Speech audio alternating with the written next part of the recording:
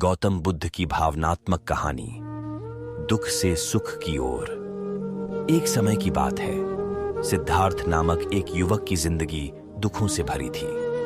उनके पास सभी सुख और संपत्ति थी, लेकिन उन्हें आत्मा की शांति नहीं मिल रही थी।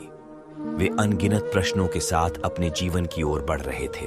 एक दिन उन्होंने गर्मी के दिन में अपने पैरों की जलन को सहन नहीं किया और एक पीड़ा शीत वृक्ष के नीचे बैठ गए। वहां पर उन्होंने शांति की खोज में अपने मन को एकाग्र किया। वे अपनी भावनाओं का सामना करने लगे और उन्हें समझने का प्रयास किया। समय के साथ सिद्धार्थ की ध्यान योग में सफलता मिली और उन्होंने अपने जीवन का मार्ग पाया।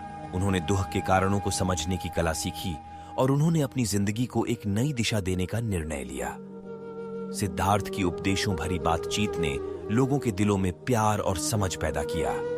उनकी बातों से लोगों का दुख कम हुआ और उन्होंने सुख की ओर अपने कदम बढ़ाने का प्रयास किया। गौतम बुद्ध की इस भावनात्मक कहानी से हमें यह सीख मिलती है कि जीवन में दुख होते हैं, लेकिन हमें उनका सामना करने का तरीका सीखना चाहिए।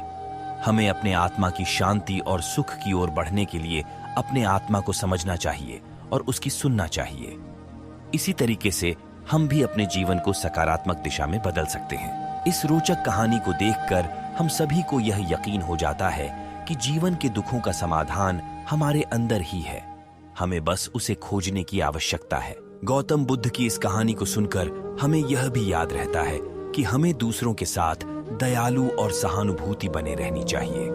हमारी खुशियां और दुख सभी की जिंदगी में होते हैं और हमें इसके साथ संभल कर चलना चाहिए।